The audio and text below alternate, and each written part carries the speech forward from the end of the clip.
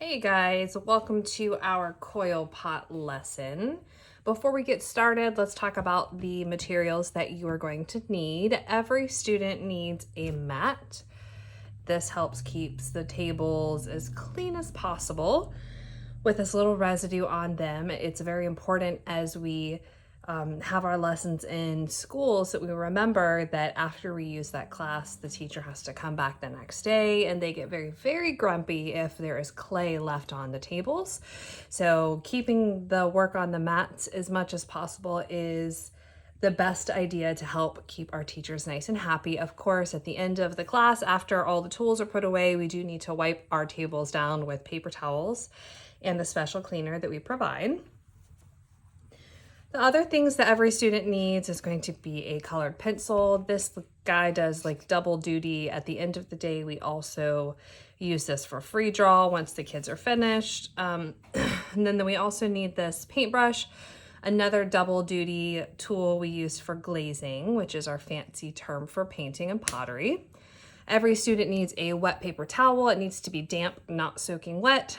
I will let the students get this, but I always remind them, hey guys, when you get your damp paper towel, make sure you squeeze all the water off because they will just leave it soaking wet and it will track water all across the floor. And then we have like kids slipping all over water. Now it becomes a mess. So we need that. We also need a little cup or bowl of water. We give everybody these bowls to keep in their supplies. Usually it's like one for every 4 kids. So you can put it in the middle of the table and then everybody can share. Just a really quick note about your mats. When you get your mats at the beginning of the session, they're going to be nice and pretty and clean, just like this. After one use, they're going to get dirty like this. It's totally up to you guys how often you want to clean your mats.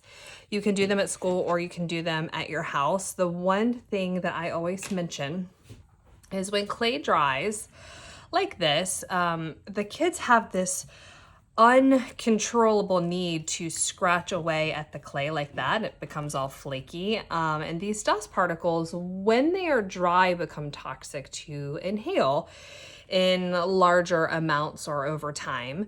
So I always tell the students, you know, if we scratch on this, the silica is going to be released into the air. I don't want to breathe it. I don't want you guys to breathe it. And I don't want the students to breathe it. So you can just probably have to remind the students every single lesson, hey guys, don't scratch at that. And usually once you tell them it's harmful to your lungs, they stop doing it. Whenever we are cleaning up dry clay like this, I would never just scrape this and then dump it in the trash can. I would always wipe it with a damp paper towel or a wet paper towel because that contains all of the particles in there, and then throw that away. Let's get started. So what we're making today is a coil pot. I'm gonna grab my binder here. I'm gonna open it up. Inside of my binder, I've got all of my lesson plans. So the first one we're doing is a coil pot. I'm gonna pull that out. And just as a reminder, on the back of your binder, you do have a lesson plan, a list. It tells you all your different lessons that you're doing. Let's take a look at this instruction sheet. So on the front of this, we have our art history lesson right here. And then we have our steps 1 through 6 on this one. And remember guys, you can read this word for word. If you forget what the next step is, or if, I don't know, you are like a nervous speaker, just literally go through and read it word for word. That's what I'm going to be doing today as we do our lesson plan today. Be kind if there's dog hair stuck in this because, you know, I have a very fluffy dog and sometimes her hair does get a little stuck in this kind of stuff. On the back of your lesson plan, we have all of our pictures. So when you're reading this, this is what the students are looking at. We have a couple different examples here. I like to ask the students, which one of these do you think is a Jomon Coil pot? They always pick the correct one. One, because it's written right here, but also because it looks different than the rest. So the way you can tell that this one is a Jomon Coil pot is because it doesn't have these beautiful bright glaze colors on it. So back when these were being made, they did not have glaze like we do now. So it would have just been the color of the clay from the earth. Also on here, we have different types of coils, and you can pass this around after you do your lesson so that the kids can look. these are all different types of coils that they can make, pretty self-explanatory. That as they make their coil pot, I would encourage them not to just do these regular long coils like this. I would encourage them to try other things like spirals or arches or folds or braids. If they're like an older kid, they can do the braids. The kinders usually will just do the long coils, but the older kids need to do something a little bit more challenging, just like those. I will note, so this also is for a lesson for an African coil pot. We go back and forth between the two of these. When we do our African coil pot, the directions are all the same. The only thing that changes is the art history lesson right here. And on the back, these three are the same, but then we have the picture of the West African coil pot here. So we do a coil pot. It's the first build lesson we do every single session because it's really a staple in our ceramics education. So these are the two different options. So depending on which one you guys are doing that session will be decide which one of these two you have. But again, they're very, very similar. The art history difference is that with the Jomon coil pots, these are from Japan, West African, obviously from West Africa. Jomon means rope pattern in Japanese. And these pots were made mostly by women, which is always a really cool point that I like to point out because I think that today's girls can always use a little bit extra empowerment in the world, so they really like to hear that there was something really special and unique that that women in history were able to do. One other thing that I do always point out to the kids is that ceramics or pottery is the oldest form of arts. People like to argue that painting is the oldest form of art. Sure, we did that on the walls in caves back, during cave times. However, what we needed pottery for was more important because we needed it to carry water, we needed it to hold food, and that was more important than decorating your cave.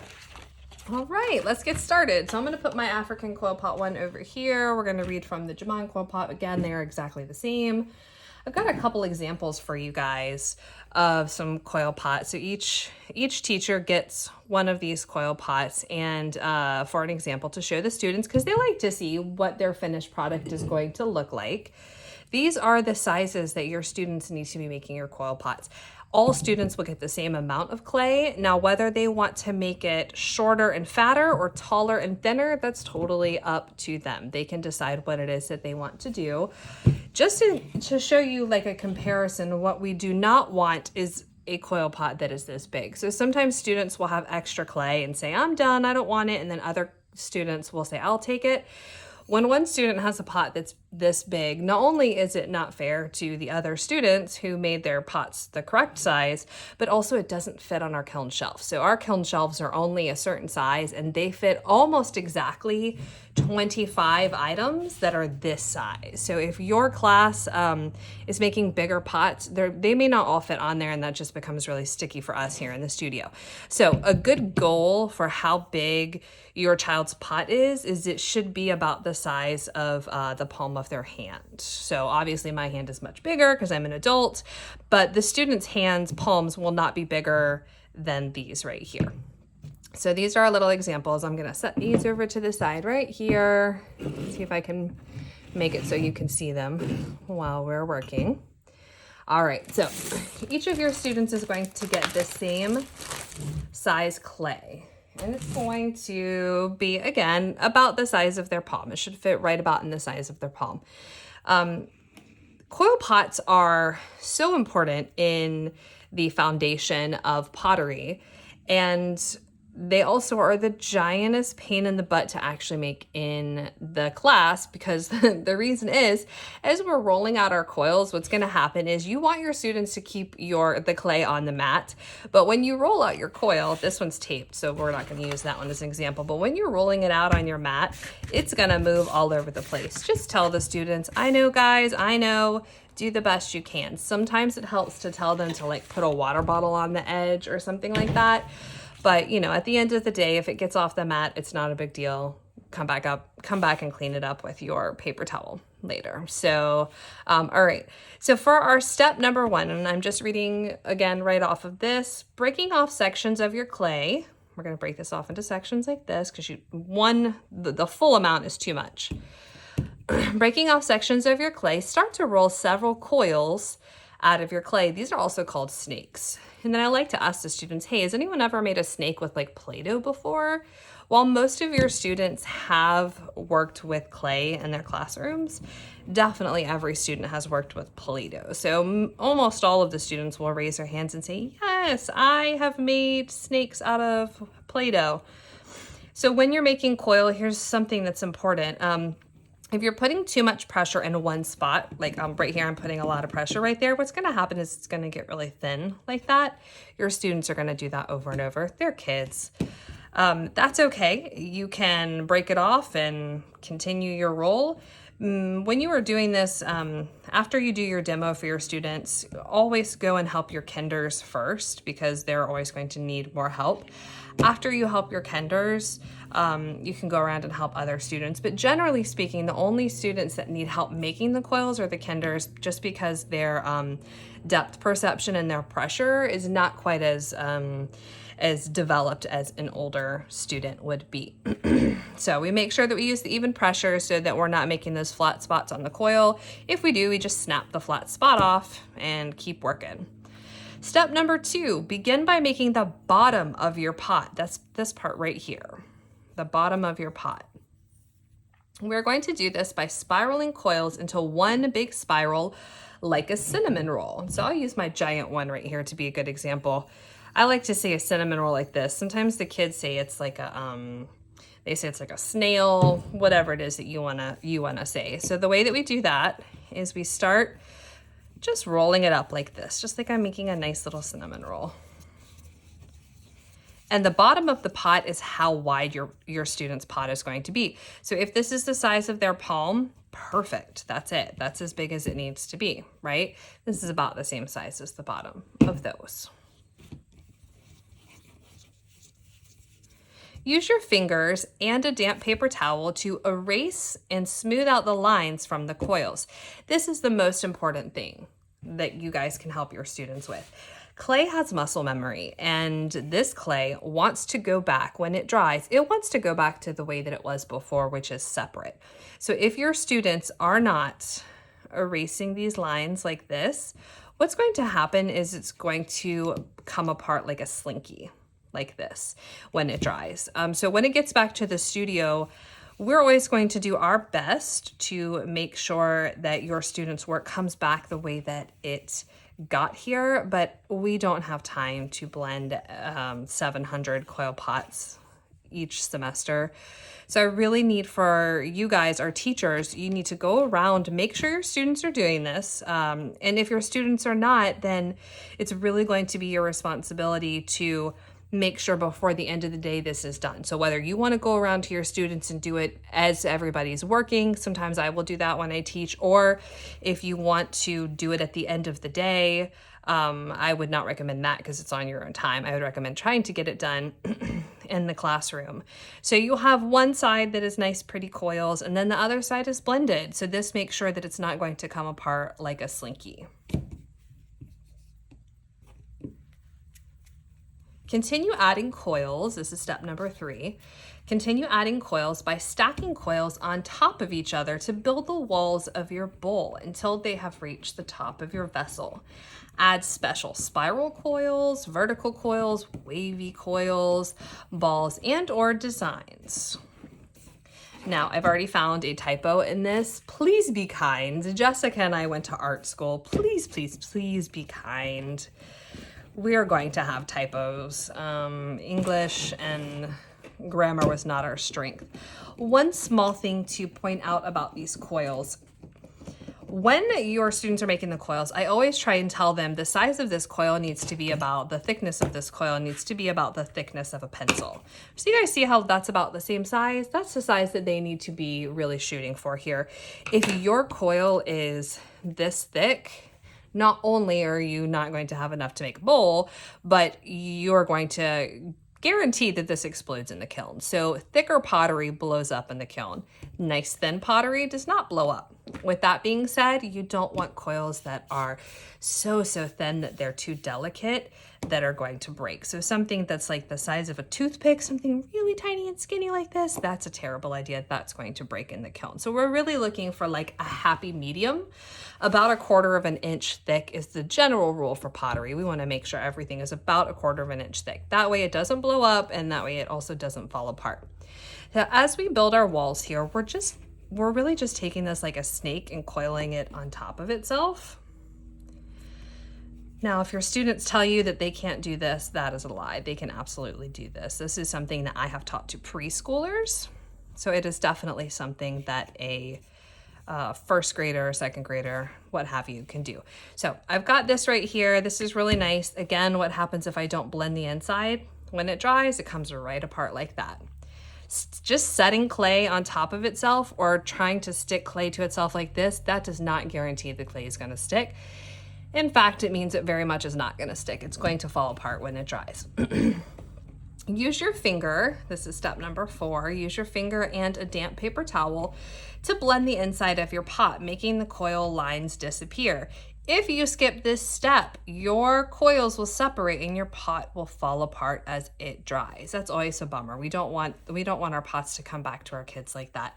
So for this step, you're just going to take your finger. I would put your hand on the outside to make sure that it doesn't kind of topple over, and you're just going to go down just like that.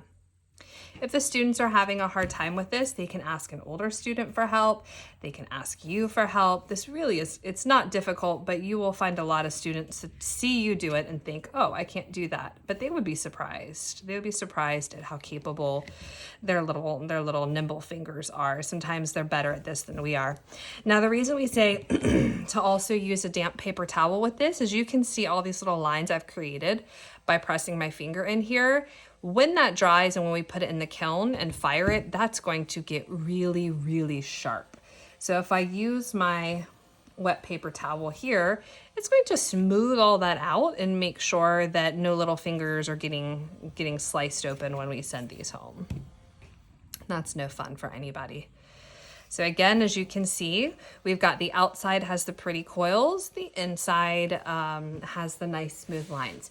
Now, when I demo this for my students, I do not demo all the other little fancy coils that we showed you right here because these are very self-explanatory. The kids can look at these and see how to make these shapes.